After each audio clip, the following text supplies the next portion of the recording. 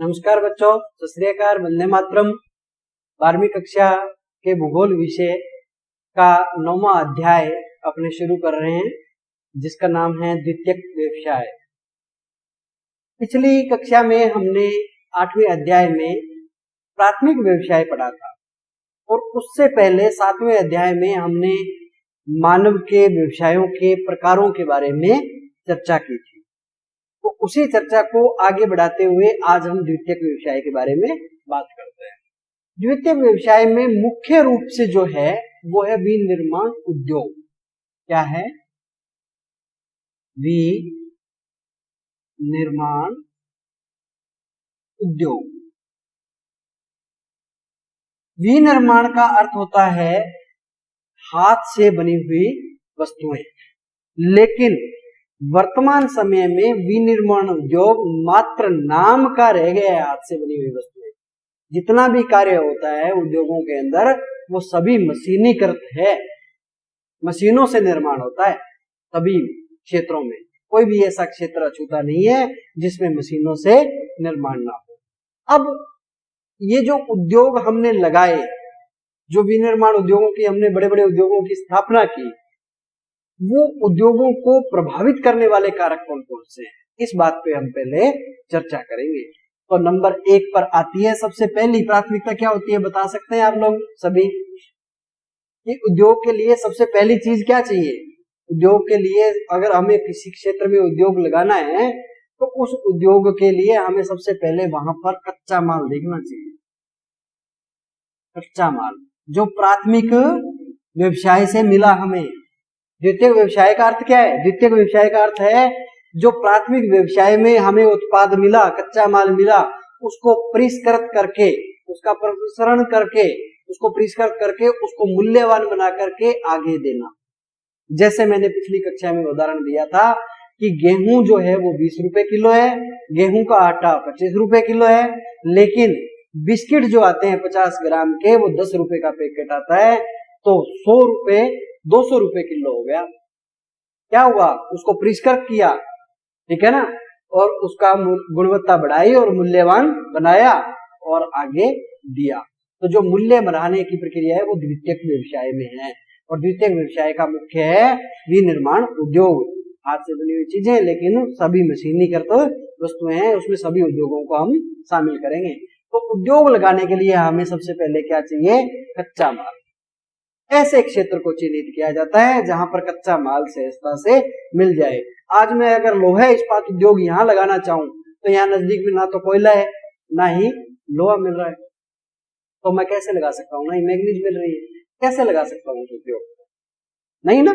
अब इतना ज्यादा आयात करके मैं अगर उद्योग को लगाऊंगा तो वो मुझे बहुत महंगा पड़ेगा, और उतना महंगा बाजार में फिर मैं कोई लेगा नहीं, तो उद्योग मेरा फ्लॉप बंद हो जाएगा, है ना। अगर मैं जैसे मान लो यहाँ पर कोई ऐसा उद्योग, अब गेहूं का उत्पादन अपने यहाँ गंगानगर जिले में अधिक होता है, तो मैं गेहूं से संबंधित उद्योग लगा सकता हूँ बड़े आसानी से। जैसे पहाड़ी क्षेत्र है वहां पर मैं सीमेंट उद्योग लगा सकता हूँ, जहाँ कोयला मिल रहा है, चूना मिल रहा है, पहाड़ी पत्थर मिल रहा है, ऐसे क्षेत्र के अंदर मैं सीमेंट उद्योग लगा सकता हूँ। और राजस्थान के अंदर सीमेंट उद्योग ही सबसे ज्यादा उन्नत अवस्था के अंदर है, बाकी उद्योग उन्नत अवस्था में नहीं है। अब सबसे पहली बात क्या हुई? कच्चा माल। दूसरी बात आती है शक्ति के साधन।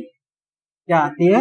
शक्ति के साधन। वहां शक्ति के साधन होने चाहिए। शक्ति के साधन में कोयला होना चाहिए, प्राकृतिक गैस, पेट्रोलियम साधन, या मान लो विद्युत, जल विद्युत जो है वो तापीय विद्युत भी हो सकती है। अपने यहाँ थर्मल प्लांट से तापीय विद्युत आ रही है ना। तो शक्ति के साधन कैसे हैं? पर्याप्त मात्रा में मिलेंगे या नहीं मिलेंगे? उसके बाद में आता है परिवहन के साधन और संचार के साधन। कि परिवहन के साधन सुगमता से, हाईवे पास में लग रहा है कि नहीं लग रहा है, रेलवे लाइन है कि नहीं है, बंदरगाह पास में है कि नहीं है, जैसा उत्पाद, जैसी फैक्ट्री हमने लगाई, जैसा उद्योग हमने लगाया, वैसा ही परिवहन का साधन और संचार के साधन। आजकल घर बैठे बैठे सौदे हो जाते हैं, है ना। कैसे? कि अभी मैंने ये फोन किया कि हाँ जी हमें इतना सूती वस्त्र चाहिए और आप इतनी गांठें भेज दो, और मैंने भेज दी, है ना। तो इस प्रकार से उद्योगों के लिए परिवहन के साधन और संचार के साधन दोनों चाहिए, ठीक है ना। न मैं उसको जानता ना वो मुझे जानता, उसने पैसे ट्रांसफर कर दिए, नेट बैंकिंग के द्वारा, और मैंने बात करके उसके पास में सामान पहुंचा दिया। तो ये संचार के साधनों से हुआ, सुगमता से हुआ, दोनों का समय बचा और दोनों का लेन देन भी हो गया, है ना ऐसा। तो ये फिर बाजार, निकटतम बाजार होना चाहिए। अगर बाजार नहीं होगा तो जो आपने सामान बनाया, उत्पाद बनाया, उसको लगाओगे कहाँ? बाजार के बिना बेचोगे कहाँ पर, है ना। तो बाजार होना चाहिए। फिर कुशल श्रमिक, कुशल दक्ष श्रमिक होने चाहिए, हष्टपुष्ट होने चाहिए, वो भी सहजता से मिल जाए। अब ऐसे क्षेत्र में हम उद्योग लगा लें जहां कुशल श्रमिक है ही नहीं, तो क्या करेंगे, नहीं ना। लेकिन जो कच्चे माल वाली बात बताई थी, वहां एक बात और बता देना चाहता हूं। जापान एक ऐसा राष्ट्र है जहां पर कच्चा माल पर्याप्त मात्रा में ना होते हुए भी उद्योग सबसे ज्यादा विकसित हुए हैं। कारण वो सारी आयात के ऊपर है, आयात करता है सारा माल, ठीक है ना। कच्चा माल जितना भी लागत होती है उसकी लगभग आयात करता है, उसके देश में कुछ भी नहीं है ऐसा, ठीक है। फिर पूंजी, मैं अगर कोई उद्योग लगाना चाहता हूँ और मेरे पास में पर्याप्त पूंजी नहीं है तो मेरा सपना धरा का धरा रह जाएगा। कैसे लगा लूंगा उद्योग, नहीं लगेगा, है ना। पूंजी होनी चाहिए व्यक्ति के पास में। उसके बाद में नेक्स्ट बात आती है जलापूर्ति। हर उद्योग के अंदर, हर क्षेत्र के अंदर जल होना जरूरी है। अगर वहां जल की पूर्ति नहीं हो रही है तो फिर कर्मचारियों को भी पीने के लिए चाहिए। कुछ ऐसे उद्योग हैं जिनमें भी जल की मात्रा चाहिए, ठीक है ना। और सभी में इस प्रकार से जलापूर्ति होनी चाहिए। जलवायु उत्तम होनी चाहिए उद्योग लगाने के लिए। इसीलिए शीतोष्ण कटिबंधीय क्षेत्रों में जो जितने भी राष्ट्र आते हैं वो विकसित क्यों हैं, क्योंकि वहां औद्योगिक इकाइयां बड़ी सहजता से स्थापित की जा सकती है, ठीक है ना। अब जैसे अपने यहाँ सूती कपास का उत्पादन तो बहुत हो रहा है गंगानगर हनुमानगढ़ जिले में, लेकिन यहाँ सूती वस्त्र उद्योग कामयाब नहीं है। क्यों? क्योंकि आर्द्रता वाली, नमी वाली जलवायु नहीं है। आर्द्रता वाली, नमी वाली जलवायु चाहिए सूती वस्त्र उद्योग के लिए, इसीलिए वो ज्यादा सक्सेस नहीं हुआ इस क्षेत्र के अंदर। सूती वस्त्र उद्योग बंद हो गए, जो भी चलाए वो, ठीक है ना। तो जलवायु उसके अनुकूल होनी चाहिए उद्योग पे। फिर उच्च तकनीक, तकनीक अगर उच्च होगी या बीमारू मशीनें होंगी तो वो कैसे चलेंगी। बीमारू मशीन का मतलब ये है कि पुरानी टेक्नोलॉजी की मशीनें जो 2 दिन चलती हैं और 10 दिन बंद रहती हैं, खराब हो जाती हैं, रुक जाती हैं, तो वो नहीं चाहिए। उच्च तकनीक चाहिए, नई तकनीक की मशीनें चाहिए, ठीक है ना। और सरकारी नीतियां अच्छी होनी चाहिए।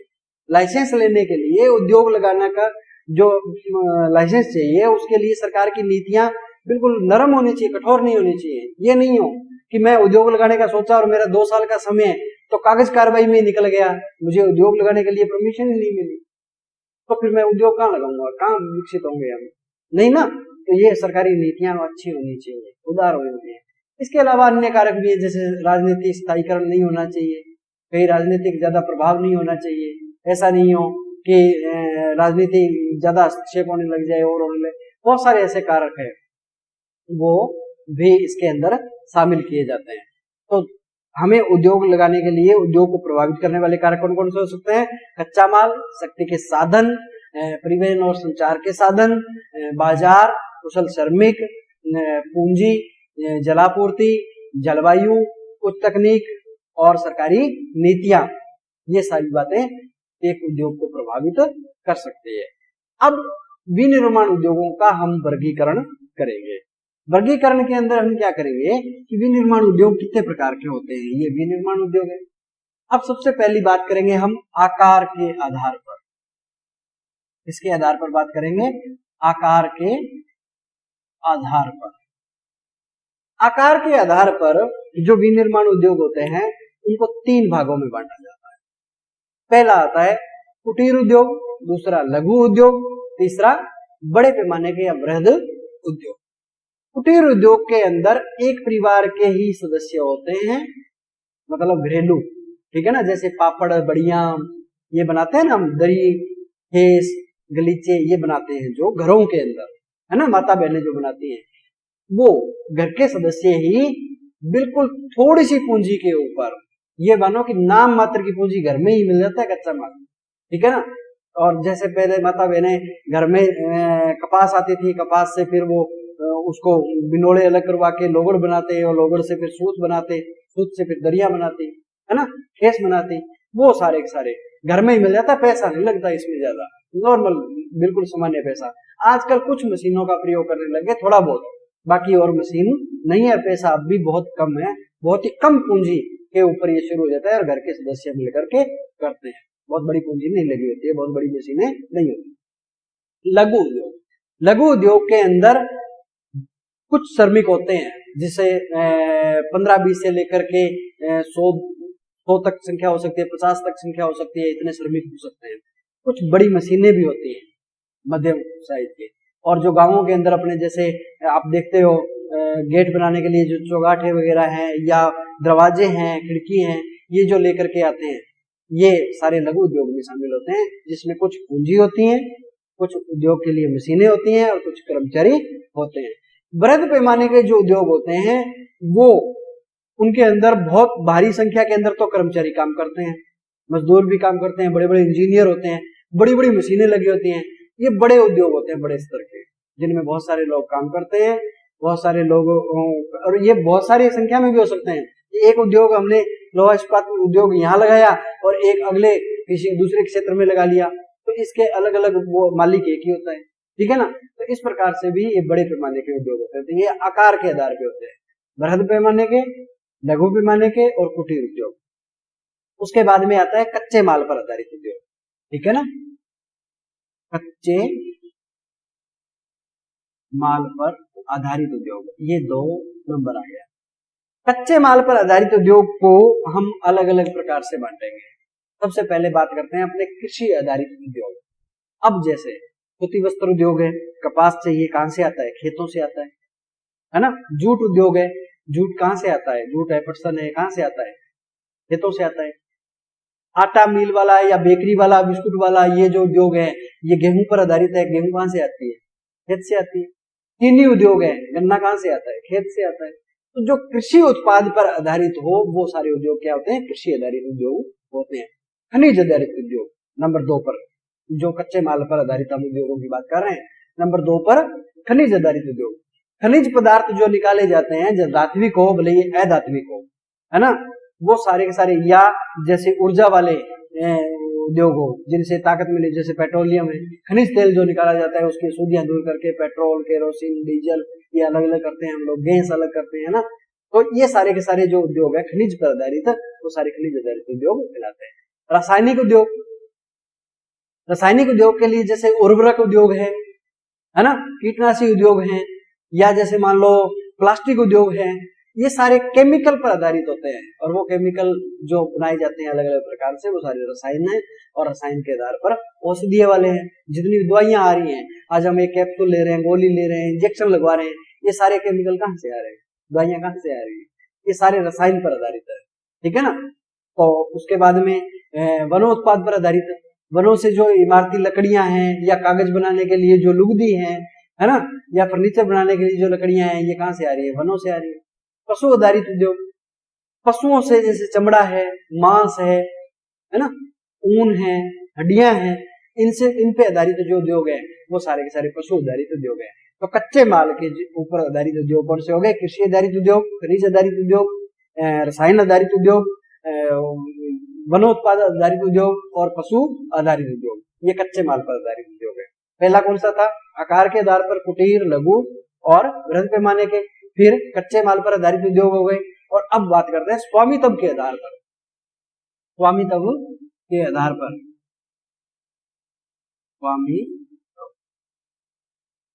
स्वामित्व के आधार पर भी 3 भागों में उद्योगों को बांट सकते हैं। सार्वजनिक क्षेत्र के उद्योग, जिनमें सरकार का नियंत्रण होता है, जितना भी पैसा आता है वो सरकार के द्वारा आता है, और जितना भी वहां उत्पादन होता है वो सारा सरकार के नियंत्रण में होता है, सरकार के खजाने में जाता है, ठीक है ना। तो ये सारे के सारे सरकारी उद्योग होते हैं, सार्वजनिक उद्योग होते हैं। इसके अलावा निजी क्षेत्र का उद्योग, जैसे मान लो मैंने लगाया एक उद्योग, उसका पूर्ण रूप से मालिक मैं हूं, जितना पैसा वहन होगा वो भी मैं करूंगा, जितने भी कर्मचारियों को तनख्वाह देनी हो रहे सब मैं वहन करूंगा मेरी जेब से, और जितना भी उत्पादन बेचूंगा जो आय होगी वो भी मेरी।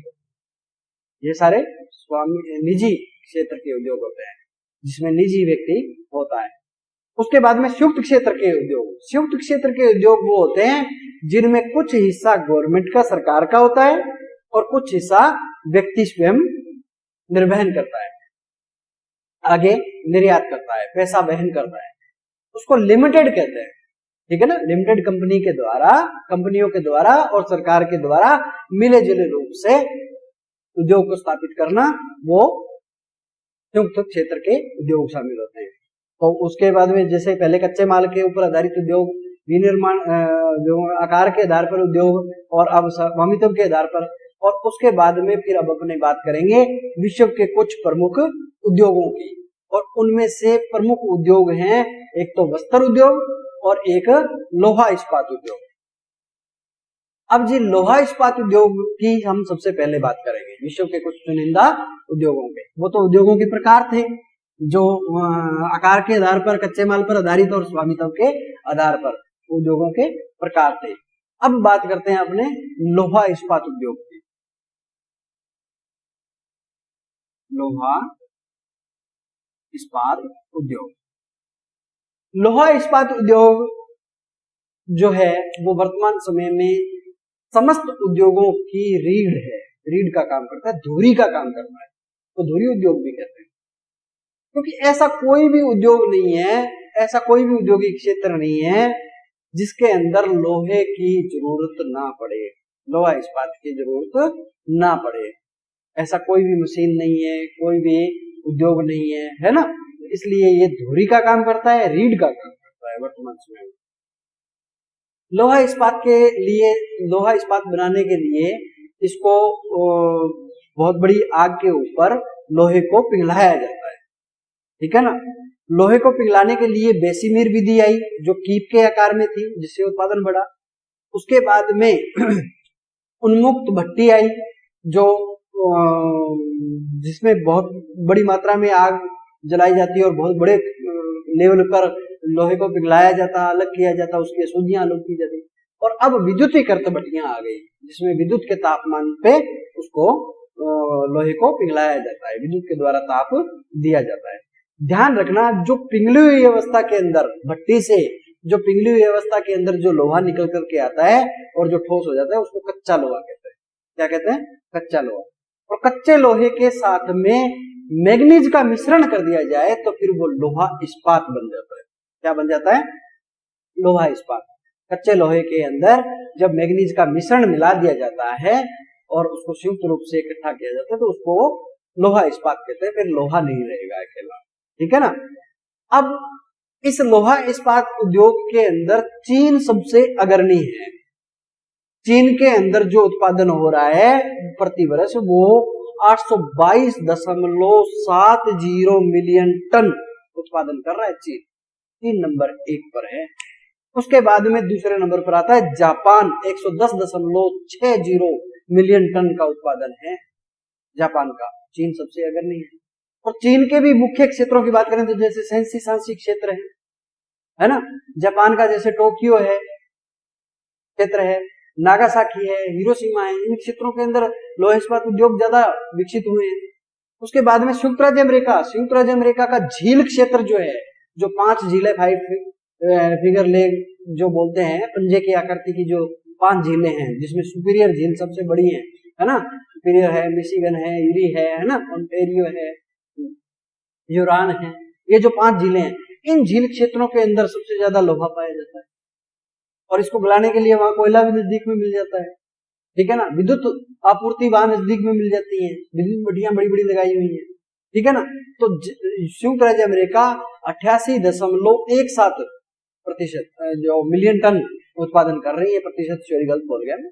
भारत 86.50 मिलियन टन उत्पादन के साथ में है। चौथे नंबर पर जो स्थान आता है वो रूस का आता है, ये ध्यान रखना।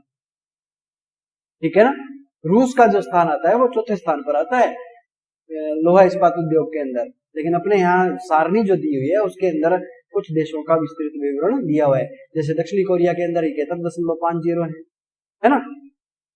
तो इस प्रकार से ये औद्योगिक क्षेत्र है। अब भारत की अगर हम बात करें तो भारत का जो झरिया के खाने हैं झारखंड के अंदर हैं, या हजारीबाग का जो क्षेत्र है वहां पर लोहा इस्पात उद्योग बहुत ज्यादा विकसित है, बहुत बड़ी मात्रा में है, लगे हुए हैं, है ना।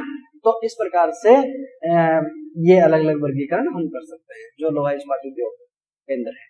अब वस्त्र उद्योग की बात करें तो वस्त्र उद्योग के अंदर सूती वस्त्र आएगा। रेशमी वस्त्र आएगा और पटसन और जूट से बने हुए वस्त्र आएंगे, जिनको 3 भागों में हम बांटेंगे। सूती वस्त्र उद्योग के लिए क्या करेंगे कि सूती वस्त्र उद्योग के लिए धागे की मात्रा के आधार पर हम जो विश्व में प्रतिशत लिए हुए हैं वो सबसे पहला स्थान चीन का आता है। लोहा इस्पात उद्योग में नंबर 1 पे कौन था? चीन। कितना? 822.70 मिलियन टन। लेकिन चीन का सूती वस्त्र धागे का उत्पादन जो हो रहा है वो विश्व का 26.4% उत्पादन कर रहा है, नंबर 1 पर है चीन। उसके बाद में दूसरे नंबर पर आता है भारत। ध्यान रखना, यहाँ एक बात और बता दूं, भारत का ऐसा दुर्भाग्य है कि भारत से जो ढाका की मखमल बनाई जाती थी वो विश्व के अंदर उसकी भारी मांग हुआ करती थी किसी समय में, और सूती वस्त्र उद्योगों के लिए भारत विश्व में जाना पहचाना जाता था। और आज भी भारत में बने सूती वस्त्रों की मांग विदेशों में बहुत ज्यादा है, लेकिन आज भी हम दूसरे स्थान पर आते हैं। अच्छा उत्पादन नहीं हो रहा है अपने यहाँ पर बहुत बड़ी मात्रा में। तो इसका भारत का 21% योगदान है, 21% उत्पादन के साथ में दूसरे स्थान पर है। उसके बाद में संयुक्त राज्य अमेरिका 14.7% उत्पादन के साथ में है, और फिर पाकिस्तान 10.7% उत्पादन के साथ। ये ध्यान रखना सूती वस्त्र उद्योग होंगे। और सूती वस्त्र उद्योग के लिए अच्छी उत्तम किस्म की लंबे रेशे वाली कपास का उत्पादन चाहिए। जैसे अपने यहाँ सामान्य भाषा में जो लंबी रेशे वाली कपास का उत्पादन होता है या जिसको अमेरिकन कपास कहते हैं वो नरमा कहते हैं अपने यहाँ सामान्य भाषा। मैंने एक बार पूछ लिया, मैंने कहा नरमा क्या है, कि जी नरमा होता है, कपास क्या है कि कपास होती है। ऐसा नहीं है वो कपास ही, वो लंबे रेशे की कपास है जिसको अमेरिकन कपास कहते हैं। ऊनी वस्त्र की जो शुरुआत जो हुई ऊनी वस्त्रों की वो इंग्लैंड से हुई शुरुआत, ठीक है ना। इंग्लैंड के अंदर 17वीं शताब्दी के अंदर इंग्लैंड से शुरुआत हुई ऊनी वस्त्र उद्योगों की। और ऊनी वस्त्र के लिए जैसे भेड़ों की ऊन है और इनसे हम लोग ऊनी वस्त्र तैयार करते हैं। फिर आता है रेशमी वस्त्र। रेशमी वस्त्रों की शुरुआत चीन से हुई। प्राकृतिक रेशम जो बायो कच्ची जो कीड़े पाए जाते हैं, बायो के नाम से हैं, जो कीड़े पाले जाते हैं जो सहतूत के पेड़ों पर पाले जाते हैं, उनकी लार जो होती है मुंह की, उसके द्वारा रेशम वस्त्र तैयार किए जाते हैं, रेशमी वस्त्र बनाए जाते हैं जो रेशमी वस्त्रों के लिए है। जूट वस्त्र के लिए एक बात और बता दूं, आजकल जो वर्तमान समय में जूट के लिए जैसे बोरियां हैं, है ना, दरियां हैं, जूट से बनाई जाती थी। आपने देखा होगा जो सामान को बांधने के लिए टाट वगैरह बनाई जाती थी वो सब जूट से बनाई जाती, जूट और पटसन। और भारत के अंदर जो डेल्टाई भाग है, जैसे सुंदरबन का डेल्टा विश्व प्रसिद्ध डेल्टा है ना भारत का। तो जो डेल्टाई भाग है, डेल्टाई क्षेत्रों के जो देश आते हैं जैसे बांग्लादेश है, जूट और पटसन के लिए बड़ा अग्रणी है जिसमें उत्पादन बहुत होता है। तो जो गंगा नदी का डेल्टाई क्षेत्र आ गया या अन्य कोई नदी क्षेत्र का डेल्टाई क्षेत्र आ गया, वहां पर जूट का उत्पादन सबसे ज्यादा किया जाता है ऐसे क्षेत्रों के अंदर, ठीक है ना। अब आप समझो कि जूट है क्या, जो बोरियां बन के आती हैं, जो रस्से बन करके आते हैं, टाट बन करके आती हैं, दरिया बन करके आते हैं, है ना, पीछे जो गलीचे बन करके आते थे, इस तरह की जो चीजें आती थी वो जूट से बन करके आती थी। और जो सामान को पैक करने के लिए, बांधने के लिए जो ऊपर उसके कपड़ा से चलाया होता है वो क्या है, जूट का है। और अपने यहाँ सनी के नाम से जानते थे, सन का जो उत्पादन होता था वो जूट के किस्म में है, जिसको गलाने के लिए पानी भी चाहिए। तो डेल्टाई भागों के अंदर इसका उत्पादन ज्यादा होता है। और सुंदरबन का डेल्टा विश्व का सबसे बड़ा डेल्टा है और जो गंगा नदी के मुहाने पर है और भारत के अंदर है, ये ध्यान रखना, भारत के अधिकृत में आता है। बांग्लादेश में भी है इसके जूट के और पटसन के, इनके उद्योग बहुत ज्यादा विकसित हुए हैं।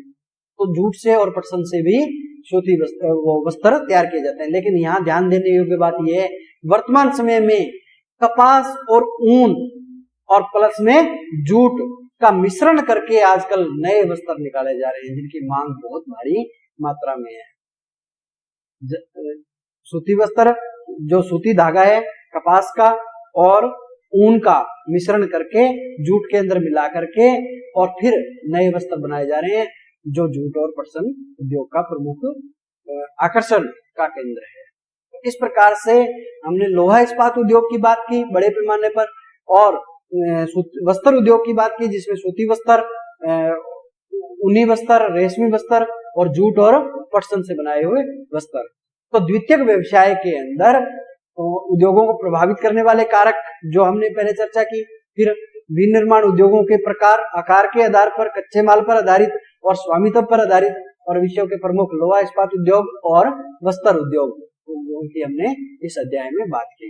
इस अध्याय के आपको प्रश्नोत्तर मिल जाएंगे पीछे पुस्तक के पीछे, और आपको अच्छे से रीड करना है, अच्छे से अध्ययन करना है, और उसके बाद में फिर आपको इसके अगले अध्याय में अगली कक्षा के अंदर मिलते हैं।